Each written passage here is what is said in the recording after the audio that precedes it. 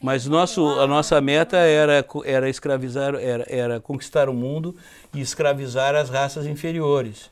E nós conseguimos. Enfim, tá. Essa foi a primeira geração que foi criado na frente da televisão, assistindo televisão. Então, todos aqueles humoristas, eles contribuíram na nossa formação também. Né? Só que, como toda geração, a gente, quando a gente teve a oportunidade de fazer alguma coisa, a gente criou na verdade, o que a gente fez, de fato, foi adaptar o humor do Monty Python para o gosto do brasileiro. Trazer o nonsense, né? Trazer um pouco de humor negro, violência, e algumas coisas formais do humor inglês que o Monty Python fazia tão bem e que no Brasil não se cultivava muito, não tinha muito.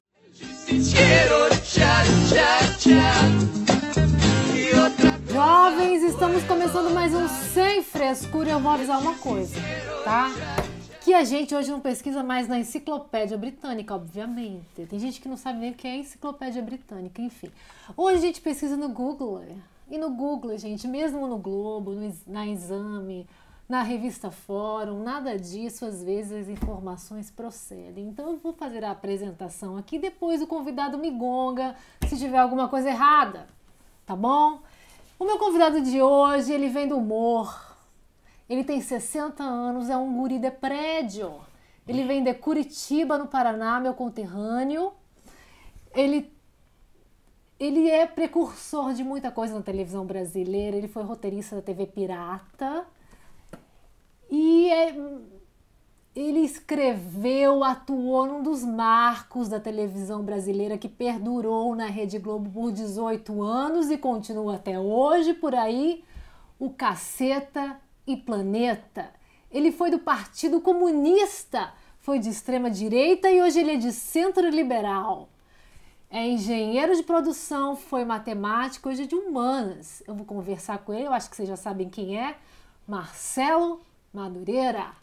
Muito obrigada, Marcelo, Olá, por Fernanda. estar aqui com a gente. Tá mais ou menos certo. De extrema, tá errado? De faixa preta em judô? Eu sou faixa preta de judô, isso é verdade. São muitas coisas, mas nunca fui de extrema direita, não. Nunca foi de extrema direita? Não. Existe nem de extrema esquerda. Nem sei se existe extrema nem de extrema esquerda. Eu fui do Partido Comunista Brasileiro, né? Mas sempre fui um democrata. Um democrata. Sim. E hoje do centro liberal? Hoje eu tenho uma identidade grande com o pensamento liberal, mas eu tenho, na verdade, procurado aprofundar essa questão. Né? A minha evolução, a minha história política, ela é um processo, né? Tem toda uma dinâmica. Existem algumas questões que, para mim, que são essenciais, a da democracia, a liberdade individual, né? Enfim, as liberdades de manifestação, mas eu tenho procurado estudar para me perceber nesse mundo contemporâneo aí. Eu acho que eu sou um liberal, mas eu fico pensando assim, em que tipo de sociedade nós vamos querer viver, né? A humanidade vai querer viver. Uma vez que o socialismo se mostrou disfuncional e que o capitalismo, ele de certa forma, ele cria riqueza, mas ele não distribui tanto a riqueza. Então, qual é a utopia? Qual é a forma, né? Eu fico pensando sobre isso. Até agora eu não tenho uma resposta, mas o importante não é a chegada, né? Está fazendo a sua caminhada de caminho, Sofia. O que você está lendo, Marcelo? Estou lendo tanta coisa. Agora estou lendo The Road to Unfreedom. De quem que é? De um cara chamado Timothy Snowden. A gente vai falar sobre isso, mas o que importa pra gente aqui nesse momento é a sua história cultural. Todo o seu legado cultural nesse país. Vamos conversar sobre isso, mas vamos lá do comecinho. Um guri de prédio, curitibano. Não sou de prédio, eu sempre fui de casa, sempre morei em casa. Eu era rico. Você é rico? Não, já fui. Já foi rico. Não hoje mais. Já fui. Não, mas eu sempre fui criado em casa, mas a minha casa era muito cheia de livros. Eu sempre tive uma ligação forte com os livros. Tu é de onde, Curitiba? Eu nasci nas Mercês, mas depois morei no Champanhar, na Água Verde, Ele é vários rico. lugares. Mas... Ele é burguês de Curitiba, do Não Leite? sou burguês, mas eu tive uma educação muito boa, porque minha mãe era professora de grupo, meu pai era do Banco do Brasil, e na minha casa, na minha família, sempre se prezava muito o saber, a educação, o conhecimento. Então todos liam muito, a gente discutia muito, a política sempre estava presente nas conversas. Então eu acho que eu tive uma educação assim privilegiada, assim em termos de e liberdade também de pensamento. Meu pai era um cara que prezava muito a liberdade, né? E eu acho que ele me ajudou na minha educação política. Enfim, eu cresci num ambiente muito saudável. A minha infância foi um período ótimo, assim, muita brincadeira, né? Eu também era uma criança de andar de bicicleta, jogar bola, mas o que eu gostava, sempre gostei, sempre que eu mais gostei mesmo são os livros. Né? E o que trouxe a sua família do Paraná para o Rio de Janeiro? Meu pai, ele era do Banco do Brasil, mas ele trabalhava no Banco Central. Nossa, que legal. Aí ele foi transferido para o Rio de Janeiro e eu muito a contragosto, eu vim. Eu até hoje me considero um curitibano exilado no Rio de Janeiro. Eu nunca me acostumei com o Rio de Janeiro, assim, no sentido do calor, tudo. Você tem o sotaque, né? Um pouco. Eu vou muito a Curitiba, eu tenho negócios em Curitiba. Você gosta? Não só tenho amigos e parentes queridos, mas eu tenho negócios no Paraná. Então, agora, semana passada, eu estava lá. Come pinhão? Como? No inverno, né? Quando tem. Vou no mercado municipal e como pinhão e costela e essas coisas todas. Mas eu gosto muito de Curitiba. Gosto do Paraná e gosto de Curitiba. E teus pais estão vivos ainda? Só minha mãe. Meu pai faleceu já, mas minha mãe está com 90 anos. Nossa. Tem irmãos? Tenho também, mas... Estão aqui no Rio? Todos no Rio, porque quando meu pai veio, vieram todos pro Rio de Janeiro. Eu acho que eles eram mais afim de vir para o Rio. A gente, naquela época, passava muitas férias no Rio. O Rio, para mim, sempre foi um lugar de férias. Nunca foi um lugar de muito ligado assim a estudo ou trabalho. Eu acho muito difícil trabalhar no Rio de Janeiro por causa do calor, entendeu? O frio é melhor. É muito desconfortável, muito desconfortável. O quê? Somos dois. Muito desconfortável trabalhar no Rio de Janeiro. É complicado. E aqui todo mundo Isso reclama, aí é um né? ponto Aqui, comum, então, na minha firma, porque eu sempre gosto do ar-condicionado no máximo, porque eu tenho que ficar no frio, senão eu não produzo. Eu sou de Campo Mourão, do interior. Campo Mourão, ali, então, ali é Campos Gerais, né? Mas eu tenho as cidades mais frias do Paraná. Mas é quente lá, mais quente que Curitiba. Pato Branco, Clevelândia, Pato Branco, Clevelândia, qual que é outra? Eu me esqueci. Perto de Curitiba.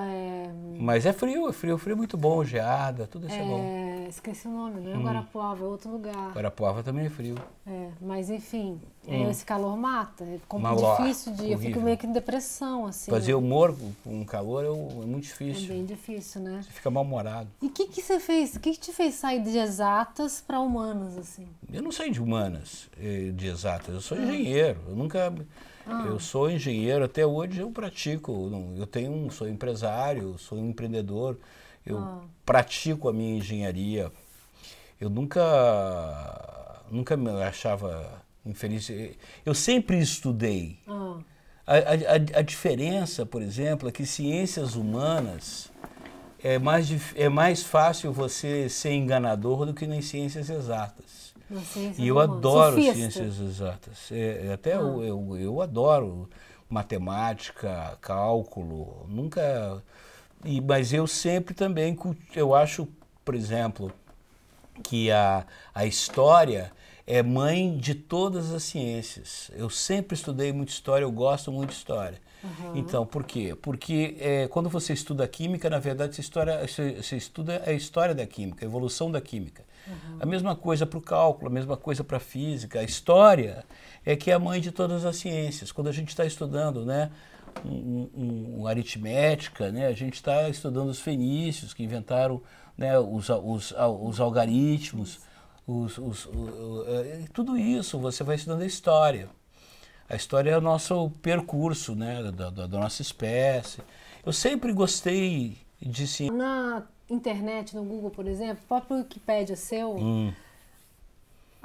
que é onde tem, digamos assim, a cronologia do artista. Eu preciso dar uma editada lá. Precisa dar uma editada. Precisam, não sei, quem faz o seu, quem faz as pessoas, enfim. Faz quem quer ou quem consegue comprovar os fatos, no caso, né? Mas, enfim, a cronologia não dá para entender direito. Porque vocês começaram a contribuir com a TV Pirata no mesmo ano que começou o Caceta, certo? Não. Foi 92? Não. É o seguinte. Não dá para entender A história toda começa em 1978. 78. A TV Pirata começa... Não, na escola de engenharia, o Hélio, o Roberto e eu fundamos a Caceta Popular, que era um jornalzinho da escola de engenharia. Isso aí, tudo bem. Porque tinha a Gazeta do Povo no Paraná, lembra da Gazeta do Povo? Sim, então foi a Caceta do Povo, Caceta Popular. Foi daí que veio o nome Caceta Popular. Em 84... Minha mãe já foi colunista antes desse 84, o que aconteceu? O Hubert, o Reinaldo e o Cláudio Paiva fundaram o Planeta Diário, o jornal também Planeta Diário, de humor. Os dois eram de humor. E aí nós começamos, em 1987, a gente foi convidado para ser redator da TV Pirata, na TV Globo. Sim. Os dois jornais. Aí nós nos fundimos, por isso que virou Caceta e Planeta. E depois, quando a gente teve o TV Pirata, onde nós só escrevíamos, e a TV Pirata acabou. Você e o Hubert? Não, todos nós. Todos vocês. O Hubert, o Reinaldo, o Cláudio, o Manuel, o Roberto, o Bussunda, então, o Hélio, todos Vocês escreviam. Começaram a fazer roteiro para a TV Pirata no começo já da TV Pirata? O tempo todo a TV Pirata. Junto com o Pedro Cardoso, junto com exatamente. o outro roteirista. Quem era o outro roteirista? Tinha vários outros roteiristas. Tinha o Vicente Pereira, tinha o Mauro Razzi, tinha o próprio Miguel Falabella, Patrícia Travassos, o Luiz Fernando Veríssimo. Que não está na Wikipedia da TV Pirata, esses outros, tá, gente? Arruma aí também. Pois tinha um monte de gente que escrevia, o Glauco. O Glauco estava também, o Laerte. Laerte tá. Então, um montão de gente escrevia TV Pirata. Entendi. Mas a gente acabou, os dois grupos do Cacete e da Planeta, meio que polarizando um pouco, porque a gente De onde que saiu aquele humor nonsense do TV Pirata? O humor não tem nada de novo. Eu acho que é maravilhoso. O que nos influenciou de fato foi o grupo Monty Python em inglês. O Monty Python, de fato, nos influenciou na medida em que eles começaram a fazer um tipo de humor que, quando eu vi, para mim foi assim uma revelação, uma epifania. Né? Em 76, eu tive com os meus pais, pela primeira vez que eu fui para a Europa, aí eu vi o Monty Python e eu não entendi aquilo, mas eu achei... Depois, uns 2 anos depois, eu vi o filme deles aqui no Brasil, o Cálice Sagrado, e aí eu sei fazer isso, eu quero fazer isso. Aquele tipo de humor que me agradava, o humor inglês sempre me agradou muito. E isso acho que nos influenciou. Isso, todos vocês. Mas também o humor brasileiro, aquele humor, a história do humor do Brasil, né? O humor do Brasil é muito antigo, começou com o Gregório de Matos, na Bahia, em 1600 Vovô Garoto.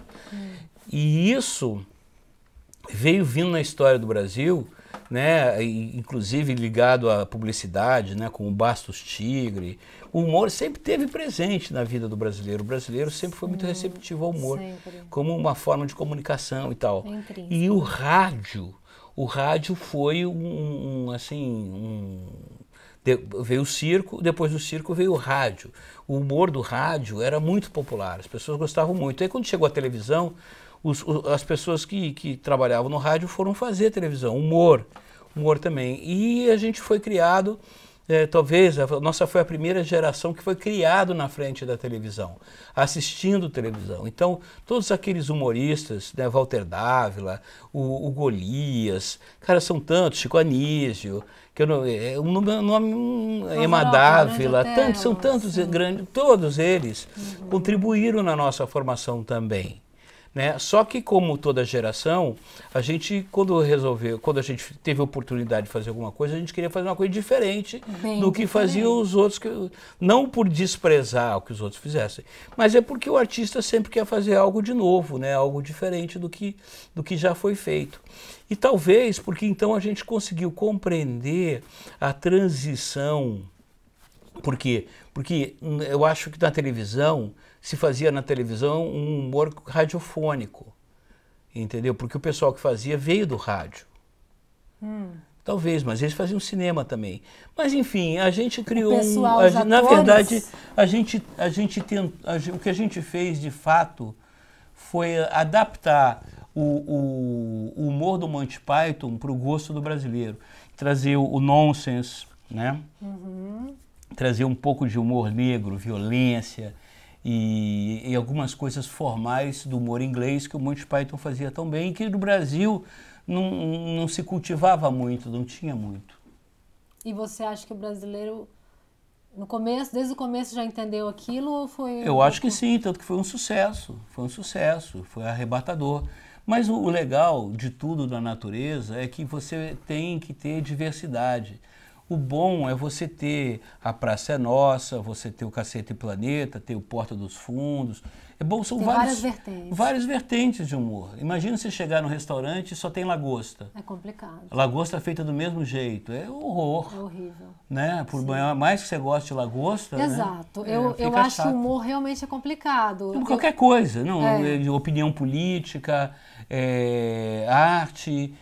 o que é isso é uma coisa da natureza, é a diversidade. Exatamente. A diversidade é que cria o novo, é que colabora, né? Isso é... No processo de criação do roteiro, por exemplo, vocês todos, tantos jovens ali criando roteiro ao mesmo tempo, como que era esse processo? Vocês criavam em conjunto ali, todo mundo junto? A gente tinha um processo de trabalho mais ou menos assim, a gente passava a manhã reunido, escolhendo os temas, mais ou menos desenhando os quadros, e aí na hora do almoço a gente dividia, né? Por exemplo, eu escrevia muito com o Hubert e com o Reinaldo. Eu escrevi muito com o Hubert e com o Reinaldo. Entendi.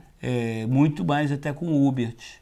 Né? Inclusive com ele eu criei um personagem, o Agamenon Mendes Pedreira, que já tem, sei lá, que escreve já quase que depois 30 vocês fizeram anos. Depois. Gente, hoje eu tô aqui para contar uma novidade para vocês sobre um parceiraço nosso. A Oceano Construção e Decoração, porque nós estamos aqui abertos de segunda a segunda. Oceano Construção e Decoração, o melhor custo-benefício com a melhor qualidade todos os dias. Vem pra cá! Eu escrevi muito com o Pedro Cardoso, que eu gosto muito do Pedro, que quando ele escrevia na TV Pirata. Escrever é isso, você cria em conjunto e também você escreve em conjunto. Eu gosto de escrever e também com outras pessoas.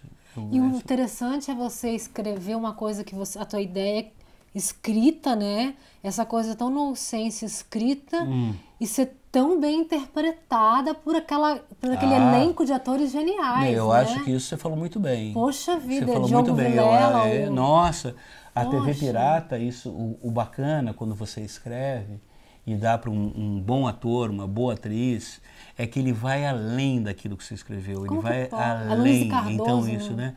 Então você tinha o Luiz Fernando Guimarães, a Regina Casé, a Cláudia Raia, o Neila Torraca, o Nanini. Cara, aquilo ali era uma constelação. A Débora Bloch, a Cristina Pereira, é que eu fico meio de esquecer nomes, né?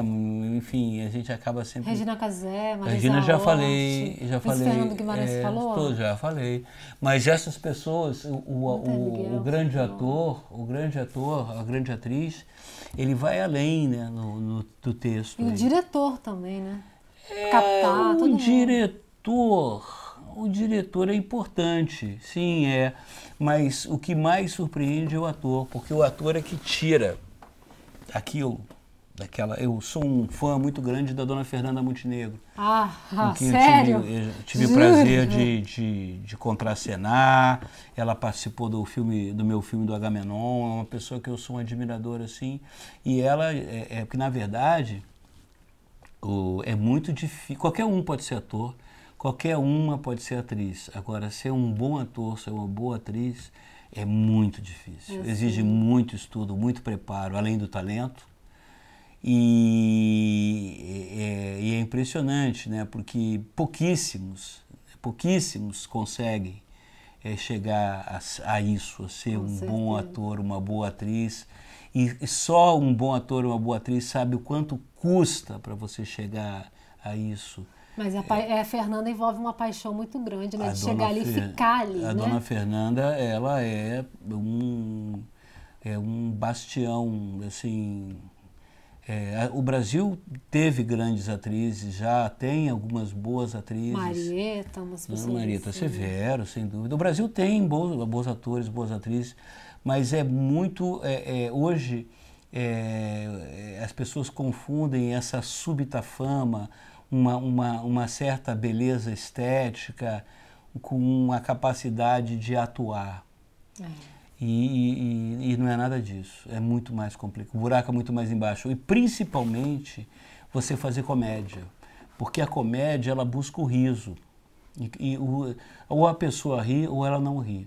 Não é como o drama, né? Que o drama dá para fingir. Você finge que se emocionou, você finge que você gostou, a plateia. Né? Quando você está fazendo comédia, você conta uma piada, uma anedota, ou as pessoas riem ou não riem. Exato. Ali é a hora da verdade. Por isso que toda vez que eu vou fazer um show, vou fazer uma apresentação cômica, né? E eu sinto aquele frio na barriga, e é bom que eu sinta mesmo, porque será que eu vou agradar a plateia? Né? Será que eles vão gostar do que eu falo? Será que eles vão me entender? É uma luta e é uma ciência. Pra gente... Desculpa, te cortei? Não. Pra gente encerrar a TV Pirata entrando no Caceta, eu queria dizer, esses dias eu vi o Diogo Vilela, que eu falei esses dias aí. Grande Diogo Vilela, que eu não... Esses dias eu falei com ele vai vir aqui em agosto, né, Diogo? E eu vi um arquivo dele no video show, arquivo de memórias, e mostraram uma cena dele com a Luíse Cardoso no TV Pirata. Eu falei, meu Deus do céu, como que é fazer uma cena dessa? De tirar o fôlego, acho que ele era um médico, ela era secretária. Eu pensei, por isso que eu falei do diretor também, porque não é pegar só o roteiro, é saber dirigir aquilo, e a inteligência dele. Daí ele falava, não, daqui a pouco que eu vou estar, não tô agora, não, fala pra ela, e ela no telefone, não sei se Olha, você lembra Fernanda, a minha experiência diz o seguinte, o bom diretor, ele reconhece quando ele tem um bom ator na frente, e o bom ator, ele não precisa nem ser dirigido. É igual o Pelé, você solta ele no campo... que eles sabem o que tem que fazer. Uma coisa que os grandes atores, né, eles não têm nenhuma frescura, eles não fazem nenhuma exigência, não precisam de frutas frescas dos camarins, eles chegam lá na hora certa, não se atrasam. Se tiver um cafezinho, eles tomam, eles estão com o texto na ponta da língua, mais que isso, eles já fez a composição do personagem, sabe exatamente a intenção do que tem que fazer, grava de primeira, não erra, entendeu? Não tem, entendeu? Eu já dirigi, às vezes eu dirijo, eu sei, quando você tem uma pessoa que sabe na sua frente, o melhor que você pode fazer é deixar a pessoa fazer. Então, com todo respeito aos diretores... Eles aprendem com os atores também, né? Claro, no que a gente faz, né, nesse meio artístico, você está aprendendo o tempo todo, e um aprende com o outro. Né? Mas eu acho que tem que aprender também, principalmente, a respeitar, né? Às vezes as pessoas não respeitam muito a grandeza, não conseguem enxergar a grandeza do outro, entendeu? E deixar o outro criar, se soltar. É igual um maestro de orquestra, entendeu? Que você está ali regendo aquele conjunto, mas ao mesmo tempo você quer tirar o máximo de cada músico, mas o máximo de cada músico vai depender de quanto cada um daqueles músicos estudou, de quanto ele... entendeu? Por isso que é fascinante isso aí. Eu entendo o que ele está falando, porque eu também já tive a oportunidade de ver alguns grandes atores gravando cenas. Já vi Lima Duarte com Nissete Bruno de uma vez só. Lima Duarte, um grande ator. O Brasil tem grandes atores. De uma vez só, assim, a câmera parando nele, ele congelado ali. Coisa muito embora, Fernanda, eu vou dizer para você que o difícil mesmo é fazer o teatro. O teatro é difícil. Fazer televisão e cinema é bem mais fácil. porque você tem a facilidade da câmera, do close, da própria repetição, né? E o teatro é ao vivo ali, tem uma coisa... Só os grandes atores, só os grandes atrizes é que realmente se conseguem... Colocar o pé no teatro. Eu acho o teatro... Sempre haverá o teatro, sempre haverá o teatro. Né? Por mais que você tenha um desenvolvimento tecnológico e tal, as pessoas também querem ver a pessoa, o ator, a atriz ali, eles querem sentir o drama, aquela coisa ali, que o teatro, nesse ponto, é insubstituível, né? É um desafio. E ontem nós estivemos com um grande ator numa grande peça, Flávio Miliati, um beijo pra você, O arrasou! grande Que Flávio isso! Monstro! Vamos ao Caceta, Caceta e Planeta. Pode falar. Claro, não, estou te esperando. Pois é, a gente você começou falando, como na escola de engenharia, depois nós nos profissionalizamos, né? E depois a gente abandonou, digamos assim, o meio gráfico, né? O humor escrito para o humor de televisão. E foram para a Rede Globo fazer o programa lá. O TV Pirata, e depois do TV Pirata a gente foi fazer o Cacete Planeta. Para frente das câmeras. Exatamente. Né? Foi nosso aprendizado. E como foi essa primeira experiência na frente das câmeras? Quer saber? Eu nunca me preocupei com isso. Nunca me preocupei, talvez tenha dado certo por isso. Eu não tinha a menor expectativa de... Primeiro, eu nunca pensei na minha vida que eu ia viver de falar babaquice. Né? Nunca foi. Eu era engenheiro, gostava da engenharia que eu fazia, estudei bastante. Até hoje eu estudo economia, essas coisas, e então eu não tinha nenhuma ansiedade, nenhuma coisa. Eu fazia porque eu me divertia. E eu até hoje é o que eu sempre, é o que me comanda. Quando me chamam para fazer alguma coisa, eu pergunto para mim mesmo, será que eu vou me divertir fazendo isso? Será que isso vai ser divertido? Se for divertido, eu faço. Então eu nunca tive essa, se der certo, ótimo. Se não der, nunca me achei um ator. Nunca me achei um cômico exatamente. Eu tento fazer alguma coisa, assim, eu tento criar. Tive algumas experiências também, poucas, mas gostaria de ter mais como ator. Eu acho fascinante. Você chegou a fazer curso, alguma coisa assim? Não, nunca. Completamente intuitivo. Agora eu li muito sobre o tema. Li exaustivamente, que eu acho que é um... Chegou a ler Brecht, Darcy... Sei lá. O Bauhaus, quer falar, o Brecht, mas sobretudo até eu li os escritos da Dona Fernanda Montenegro, alguma coisa do Shakespeare, alguma coisa dos clássicos gregos, alguma coisa das comédias francesas, né, essas coisas todas eu lia por curiosidade, né? Mulher, e aí eu lia por curiosidade, por diletantismo mesmo. Entendi. Por prazer. Por gosto, e fui aprendendo, vendo, isso é engraçado, isso não é, isso assim, isso é assado. Entendi. Sem nenhum interesse secundário. 18 anos. Quem fazia exatamente o que ali? Porque vocês faziam tudo, certo? Exato, a gente fazia tudo. Vocês criavam, roteirizavam. E encenávamos isso. E produzíamos, às vezes, também. A gente era produtor. Mas todo mundo fazia tudo. Um sempre pende mais para alguma coisa, não? Não, havia sempre... Todos tinham... Não, todo mundo fazia de tudo. Eu acho que... Por isso que não tem um grupo Cacete e Planeta em cada esquina, né? Porque é muito difícil você juntar 7 pessoas com essas características. Né? Não tem o TV Pirata, com esse talento, não tem Chico Anísio, não tem os Trapalhões. Não tem. Você tem, exatamente. É uma coisa mais rara você ter. O próprio Porta dos Fundos já é uma coisa diferente de internet, né? Que você vê que ela... Por exemplo, o Porta dos Fundos, eles produzem 3 sketches por semana. A gente fazia 25. Diferença brutal.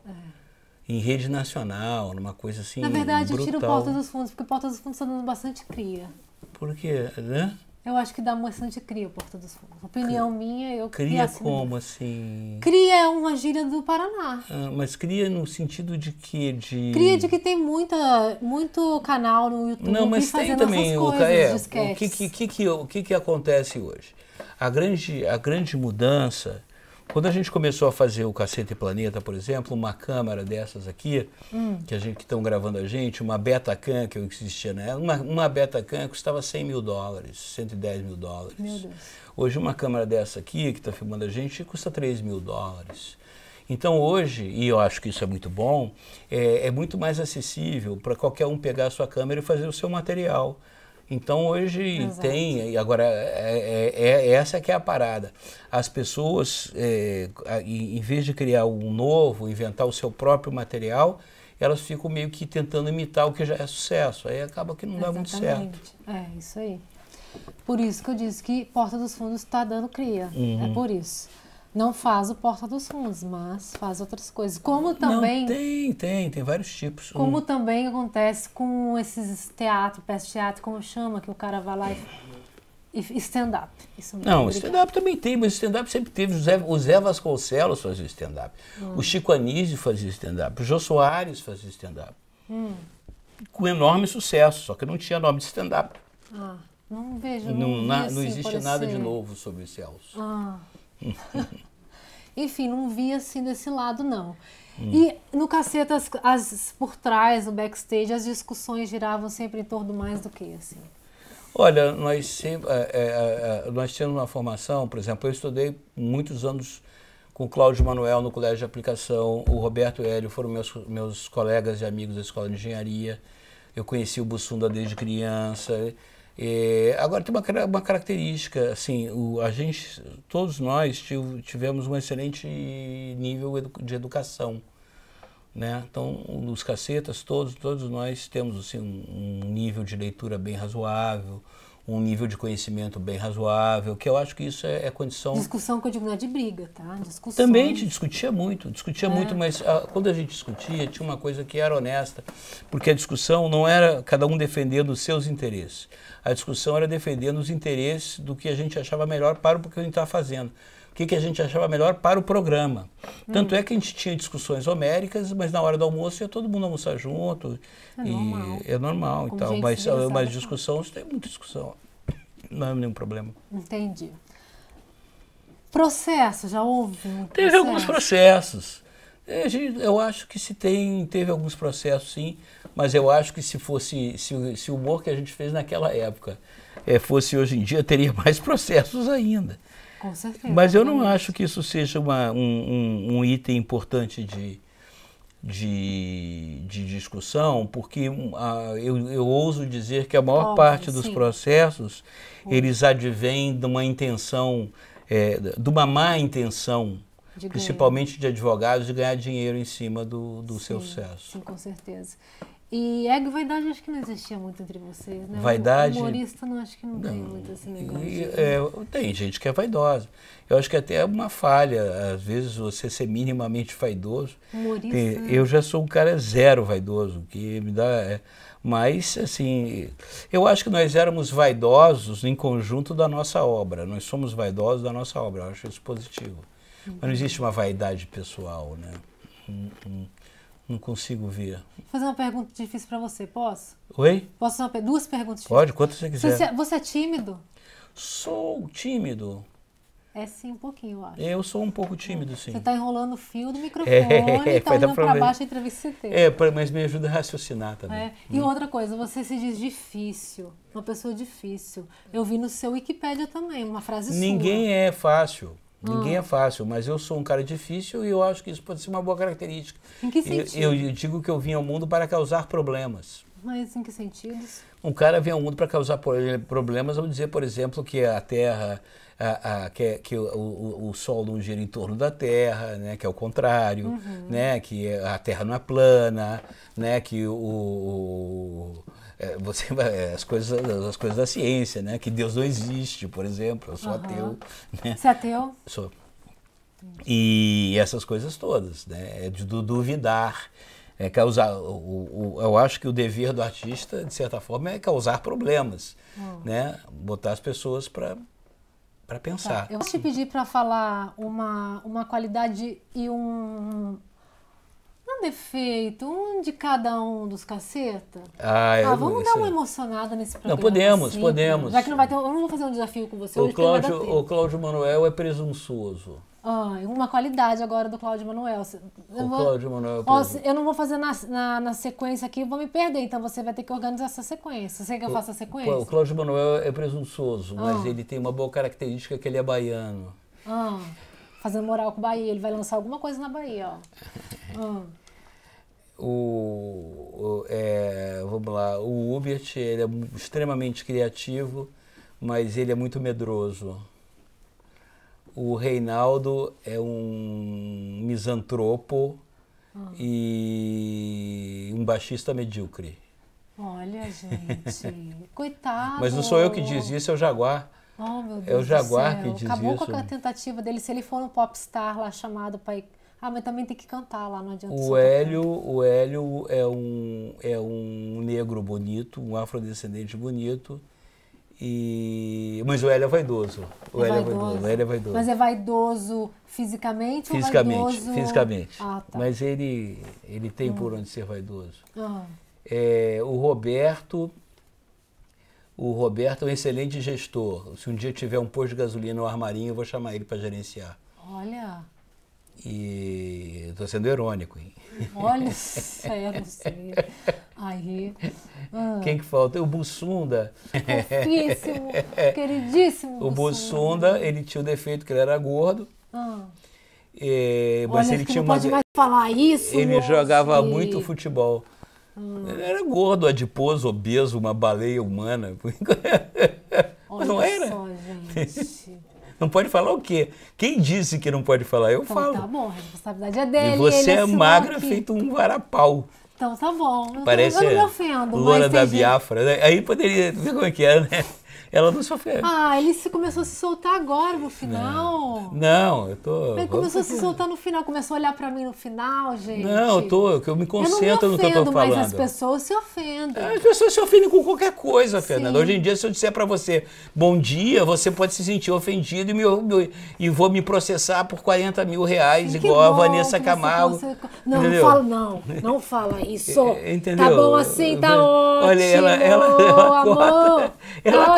Cortou agora. Não. Olha, vamos para essa pergunta aqui, então, que tinha uma pergunta nesse sentido assim. Existe, em sua opinião, um limite para o humor? O quê? Existe limite para o humor? Não, eu acho que não existe. Tudo tem um limite. Agora, onde é que está esse limite? Você não sabe. Eu acho que é aí que está o fascínio da coisa, né? Você vai à beirinha ali e desafia o precipício. É igual o cara que anda lá na corda bamba, né? Lá em cima, no arame. Né? As pessoas, no fundo, querem ver ela cair, né? É verdade. Mas ele quer chegar do outro lado. Certeza. Agora, aquela pergunta super criativa que todo mundo faz para... Né? Se o Caceta estivesse hoje no ar... Mas o Caceta está no ar. Ele está no YouTube, está no Facebook. A gente está voltando agora aqui na minha empresa, que é a Flox. Aqui onde você está gravando comigo. E tem a muito gente... botão aqui, eu relancei, nós relançamos o canal do Cacete Planeta em março desse ano. Estamos com um plano bem ambicioso aí. A Copa, a gente já fez as resenhas da Copa. Um multishow, né? Não, na Flox. Aqui, Mas procurando o Cacete Planeta... Não, a gente fez pro Multishow, fez também. Mas a ideia de a gente recompor o Cacete Planeta como era, tá aqui. Aqui na Flox, vocês já podem procurar no YouTube, podem procurar no Facebook, que tem lá os nossos programas. Já lancei um personagem novo, né, que é a Maju de la Penha. Olha só. Então estão fazendo várias coisas bacanas. Esquisito aí. Esse personagem. Então o Caceta Planeta existe, ele está vivíssimo. Mas se aquele Caceta da Globo tivesse hoje, depois do advento, por que o Caceta ia parar de existir depois do advento do Viagra? Agora é que ele não morre nunca. A Caceta está sempre de pé. Tá bom, então, essa pergunta aqui. Deixa eu ir para aqui, eu quero falar agora. Como era aquela... Vocês já foram considerados lá os mais poderosos? Nós somos, naquele ano de 2003? Acho que foi 2003, Os mais poderosos do mundo. Enfim, mas a nossa meta era escravizar, era conquistar o mundo e escravizar as raças inferiores. E nós conseguimos. Enfim, tá.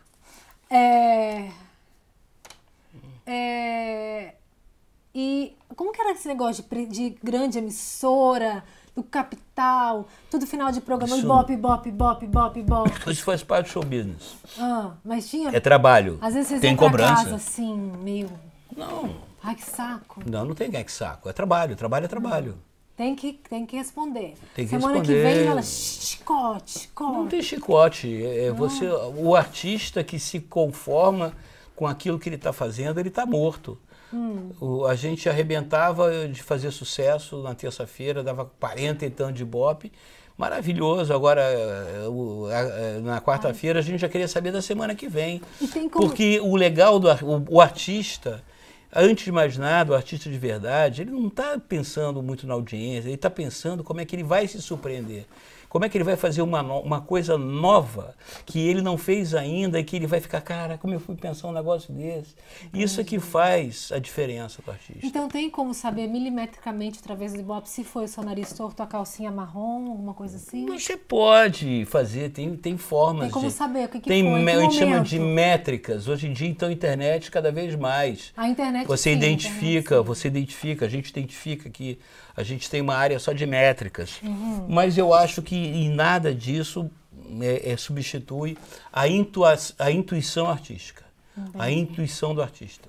Entendi. O artista tem uma intuição, né, e um incômodo interior que gera o que a gente chama de criação. Entendi. E o Brasil do Caceta, a nossa história, como você nunca riu? É um ótimo livro. Já Eu escrevi várias partes. Foi lançado, todo mundo, vocês continuam juntos, essa parceria para sempre e forever. Sim, claro. Que incrível. Enquanto houver dinheiro, a gente está trabalhando. E essa produtora sua mesmo, milionária, maravilhosa. É minha. Depois você tem que ver Quanto as outras dinheiro coisas. você ganhou na Globo, hein? Não foi só na Globo, não. A gente fez muita coisa, a gente faz muita coisa. Aqui tá, Magnata da comunicação. eu tô aqui falando com você, eu tenho que fazer uma campanha ainda pro Senac. Você está na Jovem Pan também? Estou na Jovem Pan E o que todo dia. mais? Na Jovem Pan eu faço aquele programa 3 em 1 com a Vera Magalhães, o Carlos Andreasa e o Patrick Santos, todo dia. Calma, você ao vai fazer uma vivo. foto comigo antes de eu Das falar. 17h30 às 18h30, ao vivo. Entendi. E na política você está onde agora? Em qualquer lugar, no centro? Olha, na política eu estou sempre do lado do Brasil, Menos que me parece do lado do defendendo Brasil. político que amanhã vai estar roubando em qualquer lugar. Eu tenho, mas que as pessoas me assistam no 3 em 1 que vão saber onde é que eu estou na política. Então tá bom. Muito obrigada, Nada, Fernanda. Marcelo. Prazer. Obrigada mesmo, tá? Obrigado a vocês. Muito sucesso. E depois, quando for Caceta passar, me Longuinho, avisa. tudo cacete. Ou me dá uma cópia. Tá bom, pode deixar. Manda aqui, depois eu apareço aqui para tomar um café, conhecer o nosso trabalho. A gente aparece um dia que você tiver. Se chegar aqui na hora já...